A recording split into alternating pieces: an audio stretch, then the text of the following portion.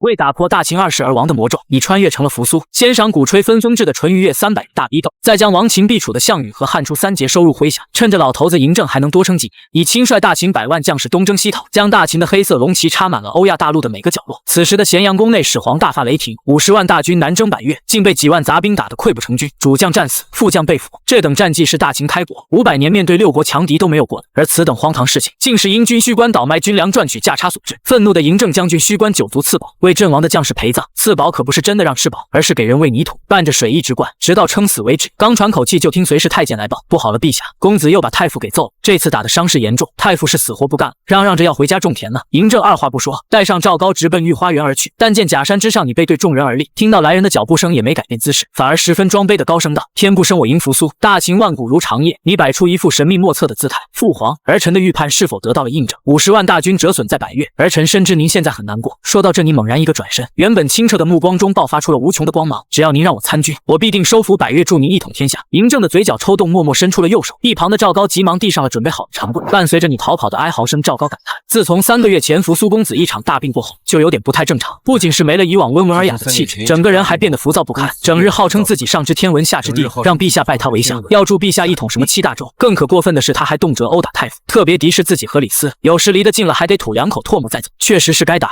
偏殿内，鼻血已经止住的太傅嘚个不停，全是指责你不忠不义的词。公子无心学习，骄傲自满，总觉得自己什么都会，再也没了以前尊师重道的乖巧模样。陛下应当狠狠教育，将那个原本温婉乖巧的扶苏教回来才好。揍了你一顿的始皇心情已经好多了，他看着捂着屁股满脸委屈的长子，暗自摇头。这小子一场大病后就好似换了个人，总有些莫名其妙的举动。病好的第3天，你就缠着嬴政，死活要把名字改了，说扶苏这个名字不吉利，不利于大秦的传承。当时就挨了一顿猛揍，那可是嬴政亲自赐的名字，你竟敢嫌弃？谁知你小子不知道从哪学来的坏招，整整2个月，只要嬴政一进厕所你就出现，也不干嘛，就蹲在一旁捏着鼻子嘟囔：比苍蝇都烦人，跑没法跑，打没法打，拉又拉不出来，搞得嬴政愣是便秘了2个月，最后无奈只能同意你改命名字。想到这里，嬴政就忍不住暗自摇头。虽是如此，你此次确实立了大功，在南伐百越之前，要不是你再三劝说，从南方往年的天气、百越的地势地貌、粮草的运行速度等这方面推断，此次进军百越很可能会大败，嬴政也不会只派了少数人尝试进攻，大军隐藏在岭南外围，按兵不动，还调出来朝堂上的大堆蛀虫。屁股不疼了的你站在柱子旁，瞪眼看着老华登淳于越在那口若悬河的告状，这个老东西满脑子都是僵硬的思想，还说不依照古人的统治方法，大秦难为长久，不停给你灌输分封制的好处，想让你开历史的倒车。历史上就是因为他，扶苏才会变得那么蠢，被一道假圣旨活活逼死。而接受过现代化教育的你，又怎么会被他那点东西轻易洗脑？可是当你想跟着老登辩证一番的时候，竟不知如何表达。毕竟相隔1000年，后世很多字义都发生了极大改变，用白话说，他们又听不懂，这让你心头火起，不自觉想起了一位伟人的话：真理永远在大炮射程之内，而老家伙正好又在自己拳头范围之内，于是直接对着他的脑袋这一顿胖揍。现在的你爆发了无穷的热情，是要将拥有200多种语言的小球彻底一统。嬴政也听厌了淳于越的逼逼，打断他的话头问道：说吧，为何要打淳于太傅？见你不回答，便开始教训，就算是理念不合，也万不可对师傅动手。如此忘恩负义的行径，日后何人还敢传授你知识？你闻言眉毛一挑：儿臣明白了，这就与太傅道歉。嬴政看到自己教育的很成功，满意点头。一旁的淳于越也嘴角翘起：公子又怎样？还不是要给我弯腰道歉？儒家理学果然是大道。只见你转身对着淳于越说道：抱歉太傅，是学生错了，日后定当深入学习您推崇的分封制。此话一出，郑哥原本自信的表情瞬间就僵在脸上。什么？来人呢？拉出去废除太傅一职，送回乡下养老。你嘴角翘起，你太了解这个便宜老爹了，深知他最忌讳的就是分封制。哎，既然淳于老先生这么关心大秦的延续，就将家产充公，留下一个为国为民的名声吧。淳于越僵在原地1个时辰不到，就经历了无辜挨撞、丢掉工作、家财散尽3件大事。你暗笑，这就是最经典的人活着，你钱没了。等淳于越一脸绝望地退出偏殿，原本已经散朝离开的李斯走了进来，禀陛下，元宵和赵佗已经抵达军中，顺利接管大军，何时再攻百越，需陛下定夺。嬴政点头，这件事还是要考虑周全，绝不能再出差错，这是此次贪污受贿案的案宗。李斯说着递上来一盘子竹简，其中共牵扯梁茂、卢生等460人，他们将征缴到的粮食暗中送回粮价升高的咸阳等城，大赚了一笔。随后在长沙郡等待2日，以后续收缴的粮食送往大军。这460人多为儒学方式一脉，并且看着犹豫的李斯，嬴政脸色一冷，儒学就杀不得了。李斯低头说道：其中几位主谋与丞相关系匪浅。哼，嬴政冷冷一笑，还真是我的好丞相啊！这时一旁的你忽然不知道又抽了什么风，呆，这群蛀虫竟然敢打军粮的主意！父皇，此事让儿臣去处理，必定要杀光这些道貌岸然的老家伙！够了！嬴政冷喝一声，瞪着眼睛想要发怒。你一个10来岁的小屁孩，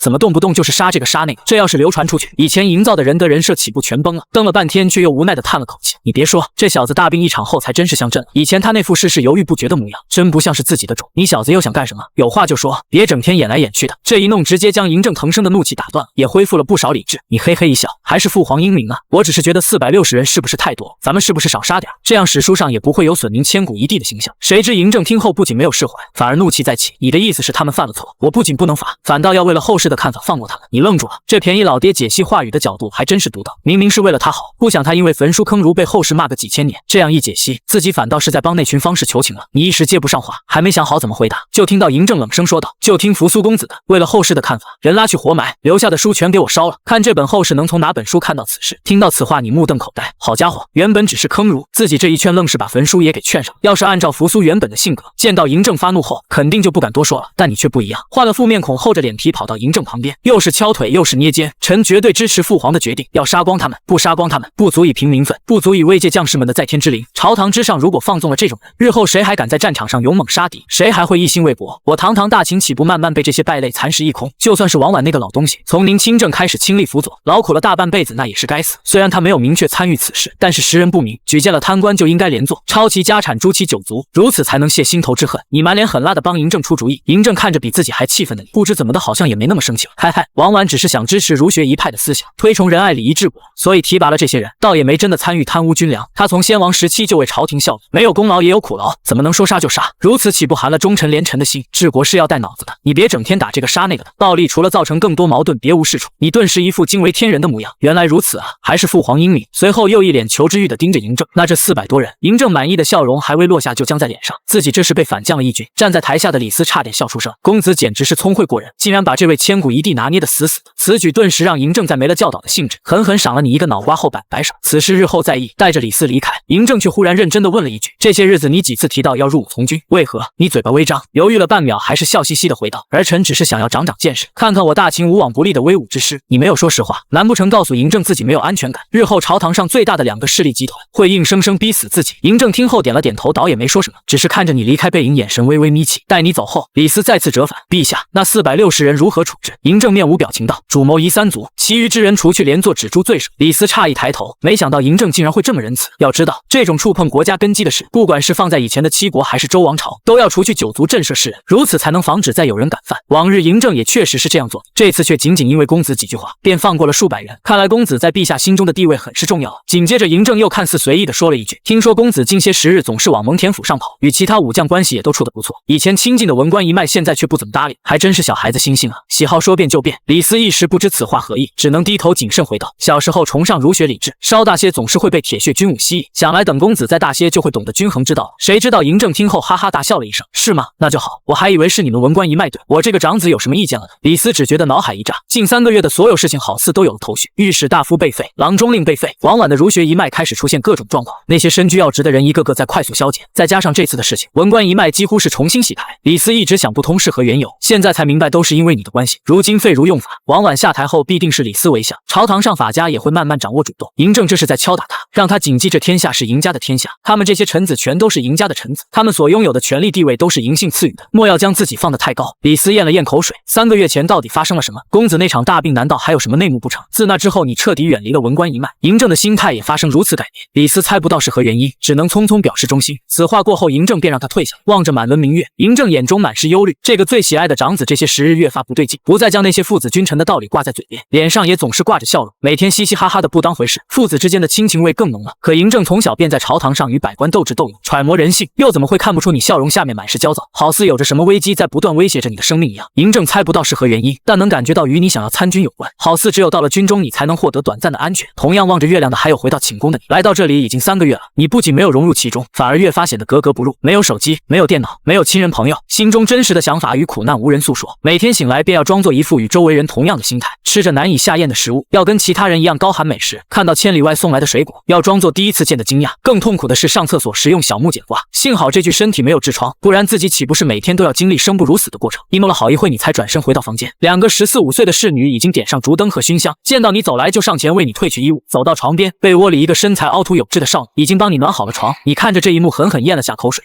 补带也不是没有好处，痛苦烟消云散，你十分和谐地融入了这个世界，满脸兴奋地钻进被窝，对着满脸羞红的少女探索挑逗。就在你乐不思蜀的时候，脑海中响起叮咚一声，成功改变焚书坑儒历史走向，获得3次抽卡机会，边关将士卡数量10，皇宫侍卫卡数量2，谋士卡数量1，这便是你带来的系统。每次改变历史便会奖励抽卡机会，而抽到的每张身份卡都代表着现实里一个对应的人，掌握这张卡就掌握了对方的忠诚与生死。3个月前你发现前身是在喝了一碗汤后被毒死的，这3个月来你不断试探身边的人，却没有发现一点可疑的迹象，越是如此你越是恐惧。史书上对这次可是没一点记录的。现在的秦始皇正值壮年，是威慑力最强大的时候，到底是什么人有这么大的胆，敢给他的长子下毒？从那天起你便无时无刻的提防着，别说吃喝了，就连床上的小侍女自己也只敢斗一斗，生怕再进一步会中了什么歪门邪道。后来你发现自己觉醒了系统，就开始尝试，在成功抽取到10名边关将士卡后，就绞尽脑汁的想要去军中。只有在这些被系统认证的忠心将士身边，你才能有足够的安全感。更何况你迟早是要被发配去北边修长城的，能早些过去也好熟悉环境，拉拢人心，不至于到时候接到赵高的驾照被逼死。摇摇脑袋，挥手将已经快脱光的小侍女推下了床，在对方幽怨的眼神下，还顺手拉上了床幔。你转头看向虚拟屏幕，上面只有简单的几行字：改变历史，获得身份卡抽取资格，历史改变程度越激烈，获得抽取的次数越多，持有边关将士20张，皇宫侍卫2张，谋士1张。这些身份卡划分在不同的3个区域，但都是背面朝上，除了一些神秘花纹看不出任何信息。下方有一个对话框可对位，翻开身份卡人员发布信息，每条10金，你看到这就是一阵牙疼。要知道作为秦始皇的长子，你的月钱也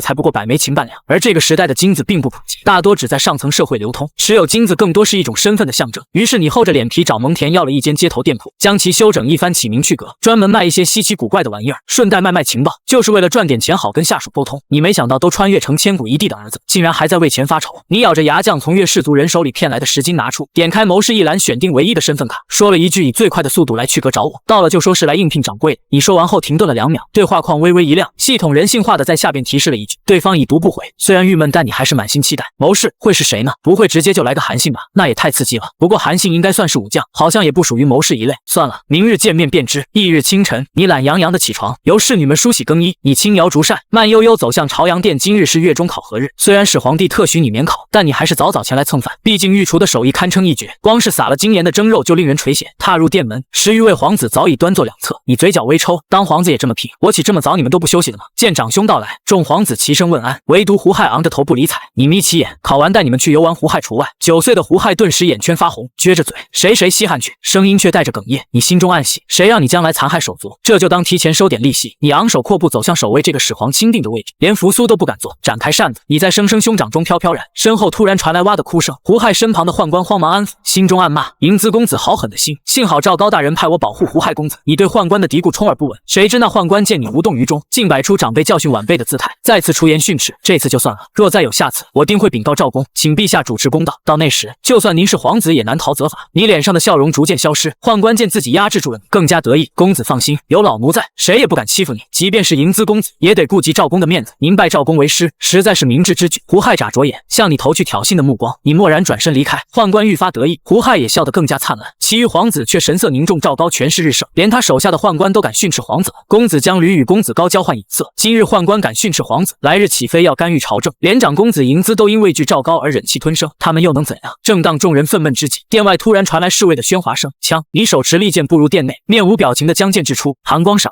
长剑刺穿宦官左肩，宦官瞪大双眼，不敢相信13岁的皇子竟如此狠辣。剧痛让他猛然醒悟，即便有赵高撑腰，皇子杀他也只需受些责罚。恐惧瞬间击溃了他的傲慢，众皇子震惊不已，谁也没料到长公子会如此果断。宦官吓得魂飞魄散，顾不上拔剑，捂着伤口仓皇逃窜，眼看就要逃出殿外，又一柄青铜剑凌空劈下，咔嚓，宦官的小腿应声而断，惨叫着跪倒在地。你愣在原地，出手的侍卫向你恭敬行礼，难道是昨夜召唤的2名侍卫之一？院外突然传来怒喝：住手！嬴政大步走来，却在千钧一发之际发现侍卫停手并非因他的呵斥，而是听到你随后发出的制止：不妙，若被父皇察觉，放肆，谁准你在皇子面前行凶？嬴政夺过长剑，眼中杀意凛然，侍卫跪地不语，绝口不提是奉你之命。眼看始皇要处置侍卫，你突然扑上前哭诉：父皇要为儿臣做主啊！众皇子瞠目结舌地看着方才杀气腾腾的长兄，此刻竟哭得梨花带雨。这阉人辱骂儿臣虚伪，诬陷儿臣欺负胡亥，还扬言要请赵高参奏儿臣。更可恨的是，他说胡亥拜师赵高后能在宫中横行，儿臣心如刀绞，无颜留在咸阳，求父皇将儿臣贬至边边疆。嬴政看着衣着整洁的儿子和血泊中的宦官，眼角微抽，你心如刀绞，那他呢？你信誓旦旦，儿臣所言句句属实。说着指向众皇子，您问江驴，他最诚实；去问嬴高，他那么聪明，绝不敢欺瞒父皇。此言一出，众皇子纷纷沉默。江驴和嬴高只得硬着头皮站起身来。嬴政眯起眼睛审视着他们，吓得两人双腿发颤。朕问你们，这阉人可曾说过嬴子表里不一？他们原不想为你开脱，可话到嘴边才惊觉你所言字字属实，只是换了个说法而已。嬴高慌忙答道：父皇明鉴，那阉人确实说过长兄有损仁德之名。嬴政眉头紧锁，区区宦官竟敢如此猖狂，他可曾拿赵高要挟嬴资？江驴恭敬回禀，确实说过要向赵公告状，请父皇惩处长兄的话，仅这2条已是死罪。但嬴政仍不解这宦官哪来的胆。接着说，江驴继续道，他还说胡亥拜赵公为师是明智之举，连长兄都不敢得罪赵公，今后谁都不能欺负胡亥。嬴政面沉似水，目光扫向瑟瑟发抖的胡亥。年幼的胡亥不知所措，只得老实承认，两位兄长说的都是真的。嬴政闻言，对地上哀嚎的宦官再无怜悯，冷声道：拖下去。平息。嬴政端坐殿上，神色莫测，御膳呈上早膳。此时百姓多用2餐，辰时最为丰盛。待珍馐摆满案几，你向始皇行礼后便狼吞虎咽。嬴政看着毫无顾忌的长子，暗自摇头。殿内血腥未散，众皇子皆无心用膳，只想尽快应对考笑离去。唯独你吃得津津有味，边吃边腹诽。穿越小说尽是胡扯，没有辣椒麻酱，哪来的美味火锅？还是御厨手艺高明，这鸡汤鲜美无比，比前日自制的清汤寡水强100倍。嗨嗨，嬴政的清客让你稍加收敛，你赶忙正襟危坐，却仍偷偷咀嚼。今日考笑就以征伐百越为题，说说利弊。江驴率先道：伐越可扬我国威。嬴高接言：拓土至南海后，只需防备西北，能减轻军民负担。嬴政微微颔首，老三还算有见地。待众皇子言毕，胡亥突然开口：儿臣以为伐越虽利大，弊亦不小。这别出心裁的说法让嬴政眼前一亮。诸位兄长以言其利，儿臣就说弊端。百越易攻难治，设4郡后政令难打，蛮夷恐生叛乱。见嬴政点头，胡亥愈发自信。儿臣建议留大军驻守，以武力教化蛮夷。如今天下初定，50万大军屯驻百越，正是一举两得。嬴政正要赞许，忽闻一声冷哼。嬴政强压怒火，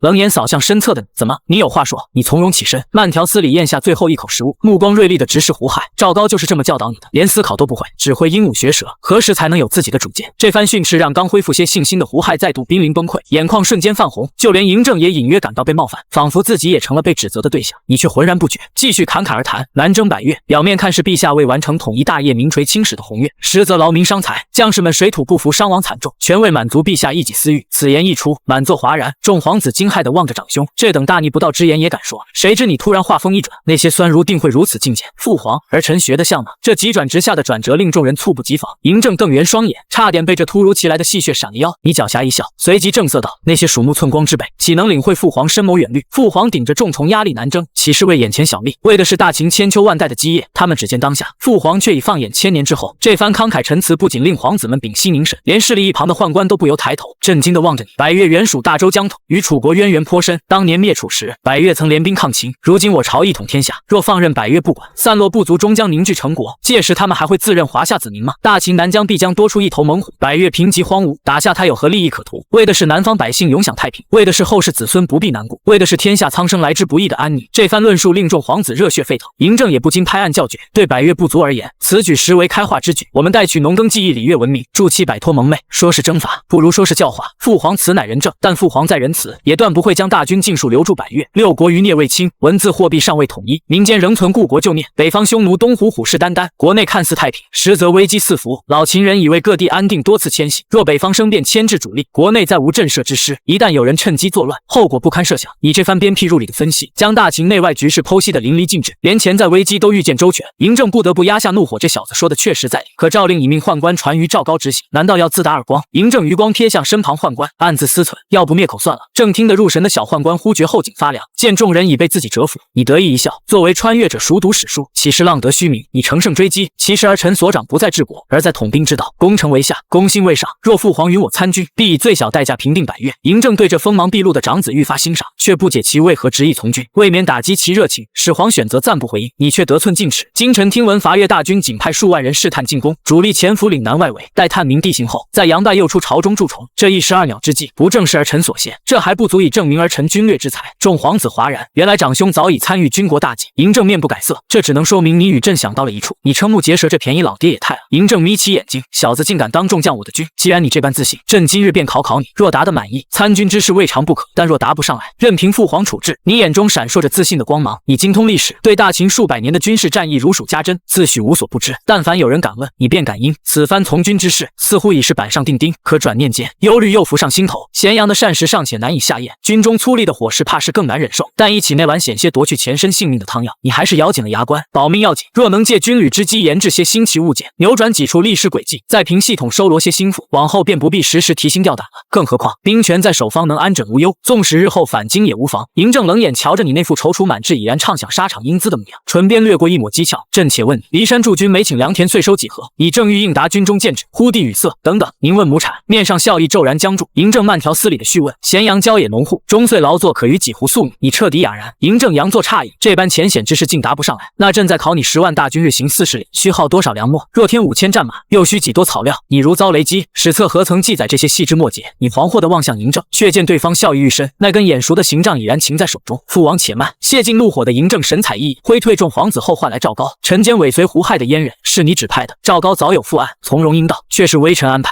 原为护佑胡亥公子免遭欺凌，岂料那奴才胆大包天，竟敢冲撞嬴资公子，实属罪该万死。嬴政神色淡然，倒是一片苦心。不过那阉人折了条腿，往后怕是难熬了。赵高背脊一凉，当即表态：陛下宽心，微臣必保他余生安稳。嬴政微微颔首，目光转向先前维护你的侍卫，知罪否？侍卫伏地叩首，始终缄默。嬴政拍案厉喝，连句请罪的话都不会说。既然这般愚忠，便革去职衔，重则20廷杖。侍卫再拜及第，众人暗自唏嘘，这青年本是栋梁之才，如今为护你公子，数年心血尽付东流。嬴政拂袖而起，临行抛下一句：对了，嬴资帐下尚缺个谋士，打完板子便去他那儿当差罢。侍卫猛然抬头，喜形于色，谢陛下恩典。目送嬴政远去，赵高匆匆告退。京上对你的偏宠已近乎昭然若揭，一个阉人只因出言不逊便赔上性命，而维护你的侍卫却明贬暗升，直入公子幕府，召他前来不过杀鸡儆猴，更逼他亲手处置亲信。经此一事，再难有宦官对他誓死效忠。赵高暗自凛然，心术当真狠绝。朝阳殿外，你揉着伤处，满心不甘，只差半步。若父王问个正经军务，你的从军大计便成了。如今非但未能展露才干，反平白挨了顿板子，则得另谋他策。老头子为何阻我从军？莫非惧我拥兵自重？是了，他素来忌惮分封，自然防备将领做大，须得设法令他相信我不过暂赴军中磨砺。你自认揣摩透了始皇心思，其实3月前出临此事时，你在这位千古一帝面前连大气都不敢出，彼时刚理清楚尽，唯恐行差踏错，激怒暴君，落得个顶货烹煮的下场。但渐渐发觉，这位便宜父亲并非传闻中那般暴力，对有功之臣，纵使政见相左，亦不妄杀，至多气质不用庸才遣返故里，略有才干的便发配边陲效力。见得多了，你方悟，这位始皇与史笔所载颇有出入。更难得的是其胸襟开阔，出来使你执意更名，原以为会招致大祸，孰料后言恳求数次，始皇竟准了，顺利的令你难以置信。须知在当时擅改复命之名，几同宣告自立门户，实属大逆不道。可这位千古一帝除初次听闻时痛揍你一顿，往后纵使怒极，终究还是颔首应允。你深受触动，决意离京前必报嬴政之恩，手务当解始皇帝如厕之困。每见嬴政以粗粝木简示会时痛楚的神情，你便一气患有隐疾。毕竟这位终日伏案理政，天子堪称最早的久坐族，抱恙之险自然居高。那些带刺的木简同样折磨着你，如厕时细碎木屑总令你苦不堪言。故而你决意将造纸术作为改变寰宇的首项创举。饱读诗书的少年信心十足，区区纸张岂能难倒穿越者？领着朱棣走向宫门时，你瞥见墙角那道孤零零张望的身影，胡亥委屈嘟嘴的模样莫名牵动心弦。要跟就快些！少年头也不回的迈步前行，留下面露惊诧的幼弟。胡亥内心天人交战，既惦念糖葫芦与木鸢，又难消被兄长冷落之怨。落在最后的江驴见状失效，愣着作甚。长兄何曾真验过你？定是你先前犯错略施薄惩，如今气消了，你倒拿起桥来。这番话点醒胡亥。是了，长兄向来最疼我。你猛然忆起宦官提及赵高时，你骤变的脸色。恍然的少年急追队伍而去。宫门前，你正以竹扇轻叩额角，总觉忘了见要事，直至禁军统领前来行礼，你才骤然惊醒。那挺身而出的侍卫仍在等待发落，按宫规至少要挨几十大板，这身子骨怎么扛得住？少年眼珠滴溜一转，熟练地搭上中尉肩头，这点小意思给兄弟们买点酒水解乏。中尉连连摆手，公子有事尽管吩咐便是。今早有个阉人太过跋扈，当值的兄弟实在看不下去才出手，偏巧被父皇撞见，你故作忧愁，行刑时还望网开一面。憨厚的中尉闻言更加推辞，公子这般体恤已是天大的恩情，见推脱不掉。你话锋斗转，那阉人应该还没断气吧？这些就当是善后的辛苦钱。不由分说将金锭塞过去，少年转身离去。中尉捧着金锭热泪盈眶，大秦能有这样的贤明公子，何愁不兴盛？咸阳城东的作坊，树皮要捣碎接下来呢，你盯着咕嘟冒泡的大锅直挠后脑勺，随从们围着黏糊糊的浆液交头接耳。大哥说这东西能让天下人都开窍，还说能造福老百姓的屁股。胡亥舔着糖葫芦暗自嘀咕，烂树皮能开明智，至于后者该不会真要往身上涂吧？你蹲在锅边卷起袖子，困惑地抓了抓乱发。别人穿越后造肥皂做玻璃都轻而易举，轮到自己却难如登天。发明个东西比修仙还费劲。你叹了口气，用木棍捞起锅里煮烂的树皮渣，这哪像纸啊？想不明白索性放弃。你向来不愿钻牛角尖，你叫来伙计，把熬好的浆液倒在粗布上沥水，摊开晾晒，成不成纸听天由命。果然放下执念，浑身舒坦，造不出来就拉倒。既然没法为始皇效力，不如带着谋士浪迹天涯。望着当空的烈日，你暗想，那谋士也该到了吧？时光飞逝，留不住住的岁月就像造不出的纸张和盼不来的谋士，已陪侍从们消磨了一整天，垂头丧气回到宫中，忽见院里站着个高大身影，竟是早上那个侍卫同志，可算等到你了。你热泪盈眶扑上去，侍卫急忙闪身行礼，草民张涵，拜见公子。原来始皇发现张涵仰慕公子，特意急了他的直派来当幕僚。你恍然大悟，系统原来是用潜移默化的方式收服人心。安顿张涵住进厢房时，这位未来名将眼中闪过一丝落寞。夜色降临，你躺在屋顶把玩茶壶，想起历史上那位力挽狂澜的张涵，若有此将相助，何惧天下动荡？系统界面突然亮起，名将张涵善统兵，嗨嗨咳，被茶水呛到的剧烈咳嗽声中，瓦片哗啦乱响。侍女们惊见公子从屋檐滚落，冲向厢房的身影活像恶猫扑食。张涵啊！幽暗月光下，张涵持剑冲出房门，迎面撞上双闪闪发亮的眼睛，你如同找回亲人般，红着眼眶紧握张涵双手。你真是张涵？张涵满脸疑惑，暗自琢磨是否之前忘了自报姓名。你见状，挤出一个古怪表情，解释道：别介意，我这人反应慢半拍，你安心住下，缺什么尽管说。张涵勉强挤出笑容，望着你手舞足蹈离去的背影，在月色中凌乱不已。这位公子似乎不太着调。冲回寝殿的你抱着侍女亲了一口，是张涵，有他在何愁大事不成？你兴奋地盘算着从军计划，完全没注意侍女已红着脸钻进了被窝。当纤纤玉指勾住衣角时，满腹韬略瞬间被雪白肚兜击溃。乌云遮月的深夜，几个黑影鬼鬼祟祟摸到宦官府外，咱们这是替公子出害。领头的中尉义正辞严道。推开门却撞见赵高带着心腹站在血腥味弥漫的院里，双方僵持间，赵高忍痛扔出珍藏的沉香木佩，这是储公旧物，抵得上几年俸禄。中尉脱口而出，你也是来灭口的。赵高顿时肉疼的嘴角抽搐，早知是同道，何必赔上宝贝。一刻钟后，中尉心满意足地带人离开了，赵高却脸色铁青，果然是父子连心，算计的真够周全。呸，没一个好东西。两批人走后，皇宫重归寂静，书山阁内同样静谧无声，这里如同秦始皇的私人书房，满架竹简整齐排列。嬴政端坐案前，专注地批阅竹简。一名黑衣人单膝跪在台阶下，陛下，赵高已带亲信离开宦官府，臣确认已处理妥当。嬴政目光未离竹简，只微微点头。黑衣人继续禀报，参与此事者都是赵高心腹，且与那宦官交好，经此一事，他们对赵高必生二心。他偷瞄一眼皇帝，见无反应，又说道：只是禁军中尉带着2名轮值人员去了杂院，恰与赵高相遇。臣查明，除早间长公子离宫时与中尉密谈外，别无其他缘由。听到这里，嬴政终于放下竹简，嘴角微扬，这小子倒是长进不少。心情转好的始皇这才看向蒙毅，派人盯紧赵高，别让这位宠臣再闹出什么幺蛾子。蒙毅领命，眉头却未舒展。果然，嬴政随即叹息着追问：3个月了，那碗汤还没查清？蒙毅惭愧低头，臣无能，线索至南越变短，难以确定是否南越所为。嬴政面色骤冷，小小南越，岂敢将手伸进皇宫？继续查，待大军踏平百越，掘地3尺也要揪出幕后。蒙毅慌忙应诺。嬴政知此事棘手，未再苛责。北境情况如何？蒙毅如释重负，虽探子折损严重，但已获确切消息，匈奴王庭拟在雨季前大举进攻越制，欲一统北方。嬴政眉头紧锁，绝不能让匈奴做大，可有对策阻挠？蒙毅面露难色，臣本欲挑动东湖大部落与匈奴交战，为越之争取喘息之机，但近日收买的胡人细作接连暴露，他偷取皇帝脸色，小心道：东湖诸部如今已难再掌控。嬴政眉峰紧蹙，他比谁都清楚蒙毅的本事，这个从亲政前就执掌暗线的男人，在扫平六国时与贾诩堪称珠联璧合，10余年苦心经营，竟在短短几月土崩瓦解，连都觉得不可思议，究竟怎么回事？蒙毅嘴角泛起苦涩，恐怕出了叛徒，微臣正在追查。嬴政没再追问，副手行至雕窗前，黑云正吞噬残月，那些六国余孽最近可老实？蒙毅紧绷的面容稍缓，虽与旧部有所往来，但信件措辞还算谨慎。嬴政发出悠长的叹息，杀之恐失民心，留之终成祸端。匈奴日渐猖獗，内患未平，大军确实不宜久困南疆，可将士们闲赋太久，同样会生变故，该当如何？眉间的阴翳与天边翻涌的墨云如出一辙，霹雳骤响，银蛇撕裂夜幕。寝宫内，你被惊雷震醒，望着罗衫半退的贴身婢女，你喉头微动，站立的指尖在与清醒间徘徊，幕后尚未揪出，枕边人未必可信。又一道电光劈落，你陡然清醒，你咬牙推开温香软玉，暗恼自己优柔寡断，听着窗外暴雨如注，忽然记起那位幕僚，不知此刻行至何处，若还在赶路，着实遭罪。你摇头轻喃，可惜不知你踪迹，难施援手，哎，务必珍重。说罢，将浸满胭脂香的锦衾一卷，沉入梦乡。唯剩踏边，2点盈盈犬目在黑暗中逡巡。咸阳郊外，缩衣斗笠的孤影蹒跚而至，望着森严城门，他刚毅的目光里掠过一丝黯然，只得蜷在墙根暂避风雨，跋山涉水来投奔，却不知这位公子是否真如传闻，值得效命。翌日破晓，你在暖融融的触感中苏醒，湿热的鼻息扑在颈间，带着些许心甜，你暗自窃喜，天界贵胄的滋味果然美妙，不知是哪个丫头这般伶俐，改日必要重赏。睁眼刹那，正撞上旺财吐着舌头的狗脸，空气骤然凝固，滚开！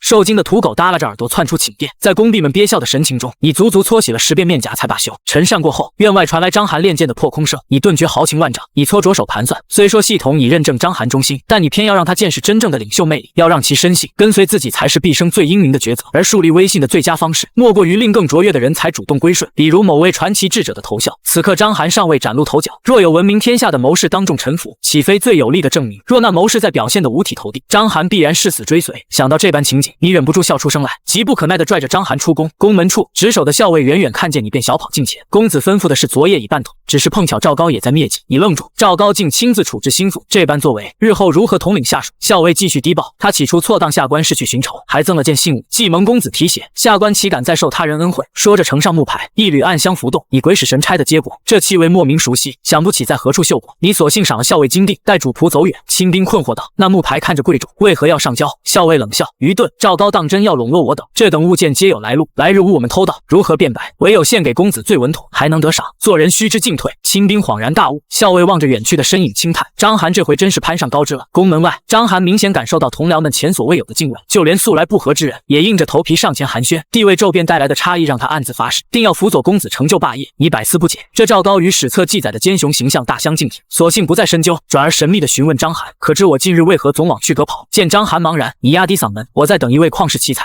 费尽心思才说动他出山，此事机密，切莫走漏风声。章邯激动的要跪地起誓，你连忙拦住，不必如此郑重。却见章邯正色道：属下明白，这就去准备迎候事宜，不知那位先生如何称呼？属下先记下，免得到时失仪。你张了张嘴，发觉自己纯粹是作茧自缚。面对章邯凑近的耳朵，你只能支吾，既是机密，怎能提前告知？你心中叫苦，莫说明讳，连对方是圆是扁都不知晓。好不容易搪塞着章邯来到去阁，询问管事，应征掌柜的人仍未现身，你大失所望。正此时，你忽然注意到角落木架上蒙着块粗布，布面凝结着乳白色薄层，内不正是昨日滤出的纸浆吗？你眼前一亮，快步上前查看。你顺着翘起的布角轻轻掀起，一张色泽不均却纤薄的纸片翩然分离。老天，真让你捣鼓出来了，你自己都不敢相信。你记得造纸最后工序该是连床抄造，没想倒在布上也能成型。晨起未解手的你兴奋地扯下一块，冲向茅厕。片刻后，通体舒畅的你回到章邯面前，纸张虽仍毛糙，但比竹简强过千百倍。使用时，竟让你恍惚间有种短暂重返现代文明的错觉。你亢奋地向章邯与伙计们宣告，这便是未来100年最伟大的创造者。老管事上前捻了捻，满脸讶异，轻薄柔韧，取材便利，却是如厕佳品，拿去贩售必能获利。但要说多惊天动地，倒也未必。这位老管事是你特意请来的，为人耿直不阿，正因这份正直，你才放心把去阁托付给他。面对老管事的疑惑，你反而露出笑意，没有质疑。如何展现自己的本事？你立即备好笔墨，研磨后裁下一方指尖挥笔疾书。从前用竹简绢帛书写，总要反复蘸墨，写几句话便费时良久，而你行云流水，片刻间就写满整张纸。轻轻吹了吹，随手对折。老管事慌忙劝阻：且慢，墨迹会晕开的，绢帛书信须仔细阴干，稍有不慎就会污损。你充耳不闻，反而用力按压几下，才重新展开。纸上的字迹依然清晰如新。老管事瞪圆了眼睛，经商数十载的他立刻明白此物的分量。此纸问世，竹简必将退出历史。章邯同样领悟，这般轻便廉价之物，正是承载文字的天作之合。你看着二人震惊的神色，心中畅快，来此数月，总算能挺直腰杆一回。伙计们虽不知详情，但从管事与章邯的神情便知公子创造了非凡之物。志得意满的你豪情顿生，在众人敬慕的目光中朗声道：这算什么？待我造出雪白纸张，广传天下，让百姓都能读书明理。我要开启明制，为天下人开智。话音刚落，一道闪电劈开乌云，殿外恰有行人驻足。闻听此言，又见天象异变，心神俱震，世间竟有这般心系黎民之人。当他看清纸上墨迹，更是浑身战栗，汗毛倒竖。为天地立心，为生民立命，为往圣继绝学，为万世开太平。4句话如千钧重锤，令他呼吸困难。他喉头滚动，望着这少年郎君，恍惚间却似看见巍峨山岳。章邯同样震撼，既因你的抱负，更因纸上气魄雄浑的词句。他心中只剩一个念头，能追随公子，怕是3生修来的福分。此时你满足地收起得意，终于注意到门前蓑衣人的目光，四目相接。你从那落魄却坚定的眼神中确认，这就是你要等的人。而那人也在刹那间笃定，这神采飞扬的少年，正是值得他笑死的主公。章邯机敏地上前拱手，阁下可是公子酒后之人？你目光炯炯，大笑道：来吧，同道，让章邯见证你的明智选择。章邯一凝视对方，眼中燃起期待。谁知那人听闻章邯点破你身份，眼中锋芒骤然暗淡，一抹错愕掠过，随即化作苦涩笑意。沉默半晌后，竟显出释然之色。迎着你真诚的目光，他突然开口：公子可容得下弑君之人？如此惊世骇俗的开场白，纵观古今谋士也属罕见。莫说谋士，便是市井之徒初见也不会口出这等狂言。你闻言如遭雷击，差点昏厥。这哪是谋士，分明是个狂徒。当今天下谁敢妄意刺杀始皇帝？你当即甩袖，拖出去斩了。章邯早已怒不可遏，竟敢当面辱击公子，立即拔剑抵住那人咽喉。那人笑意更深，闭目待死。你暗叹，苦后多时，竟招来这么个痴人，与谁为敌不好，偏要与那位千古一帝作对。这是嬴政的天下，日月所照皆为其疆土，即便身负其域，你所为也不过是为将来筹谋。可若嬴政不死，何来乱世？刺杀始皇帝，无异于蚍蜉撼树。纵观史册，荆轲刺秦身亡，燕国随之覆灭，天命所归，逆者必亡。你已决意舍弃这张谋士卡，甚至好奇人死后卡牌是否会消散。御史军的谋士等等，这设定似曾相识。猛然惊醒查看系统，谋士栏赫然显示汉初3杰，4字入眼。你浑身颤抖，一个震烁古今的名字呼之欲出。此人精通太公兵法，曾策划博浪沙刺秦。楚汉相争时，屡助刘邦化险为夷。鸿门宴上巧设妙计，终辅佐刘邦夺取天下。制衡韩信，奠定汉室基业，运筹帷幄，决胜千里，赞的正是他。后世尊为谋圣。你猛然回首，颤声唤道：子房。那人骤然抬头，眼中中重燃星火，少主尽知微臣已倒吸凉气。系统这是要逆天，开局就送王炸组合，吾有张邯，文得张良，莫非真要逼我？张良心潮澎湃，素来机敏的他今日竟鬼使神差，直言不讳，道出这必死之语。正自朝于中招祸时，却见你急忙拦住张邯。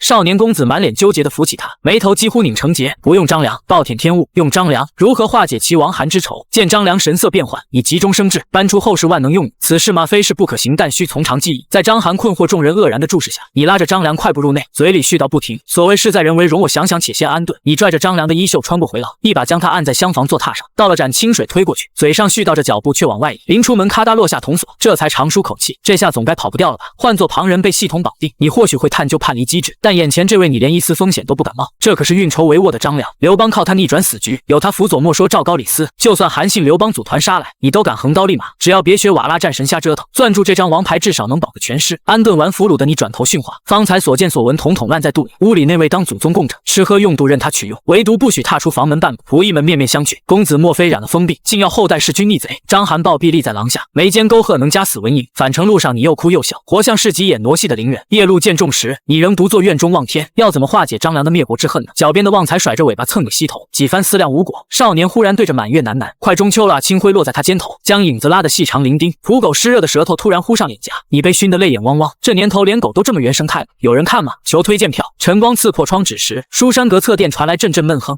噗！嬴政面色铁青，这恼人的长辟之症，竟连也难幸免。帐外忽响起讨嫌的声音：父皇，逆子若在拿寡人取乐。话未说完，一叠糙纸从纱帐缝隙塞进来。作甚？你捏着鼻子擦。嬴政抹擦着手中物事，四步飞步，稍用力便簌簌掉屑，虽不及绢帛柔软，倒比竹简趁手许多。待他神清气爽迈出帷帐，那小子早窜到正殿去了。此物何名？嬴政捻着残纸发问。儿臣特制的纸。你惨笑着凑近，见父亲挑眉忙改口，其实竹简硌得慌，用早膳时。听闻此物以树皮稻草所制，嬴政难得颔首，价廉物美，可待竹简。忽又蹙眉，可惜至翠色拙。正啃鸡腿的你突然拍案，他真正的使命是开启明制。一卷小纸团凌空飞来，嬴政展屏细看，瞳孔骤然收缩，纸张虽略显粗糙，但墨迹勾勒的黑色字迹依然分明。嬴政暗自诧异，这薄薄的物件竟真能替代昂贵的绢帛承载文字。转瞬间，他的注意力便被纸上4行文字牢牢攫住，不由自主轻声诵读：为天地立心，为生民立命，为往圣继绝学，为万世开太平。字里行间迸发出恢宏气魄，如惊涛拍岸般冲击着嬴政的心神。这般撼动灵魂的磅礴意境，令这位也为之怔然。他能感受到字句间蕴含的浩瀚胸襟，那等气吞山河的格局令人心驰神往。可熟悉的笔锋却昭示着，这竟是出自身旁的你之手。嬴政抬眼望去，脑海中巍然如山的形象，与眼前鼓着腮帮子大快朵颐的你实在难以重合。见你正专心致志地挑选下一道菜肴，嬴政不禁摇头失笑。这强烈的反差令他难以判断，你究竟是深藏不露，还是只知夸夸其谈的饕客？墨色与纸张颇为相配，若能统一色泽，却可取代竹简。嬴政状似随意地问道：这字是你写的？你讶异于父皇对纸张这一竹简替代品的平淡反应，随手涂鸦罢了。父皇，这可是能取代竹简的纸张啊！现今竹简一卷不过数十字，常人最多携带10余卷，统共不过数千字。但若推广纸张，竹简必将淘汰，摆脱沉重竹简的束缚，典籍著述必将涌现，读书人增多，则人才辈出，大秦必将迎来前所未有的鼎盛。以极力向嬴政阐述纸张的伟大意义。不料嬴政听罢却放下纸张，不动声色地继续用膳，看似平静的面容下，思绪却如惊涛骇浪般翻涌。你寥寥数语为嬴政打开了思想的疆界，勾勒出一幅壮丽的发展蓝图。他食不知味，余光不断打量着这位长子，脑海中反复回荡着方才的话语。你所言是一层意思，落在嬴政耳中却另有所指，以指代简，广传典籍，推行教化，在百姓庞大基数中，各领域英才必将层出不穷，引领百业兴盛。优胜劣汰之下，不出数十载，大秦定能成为空前强盛的国度。这绝非质子戏言，而是为大秦指明了一条通往巅峰的康庄大道，且切实可行，成效可期。只是此举与商鞅变法何其相似，虽能助大秦更上层楼，却也将撼动现有权贵根基，推行起来阻力重重。眼下尚非良机。你见嬴政毫无反应，顿觉索然，忍不住翻了个白眼。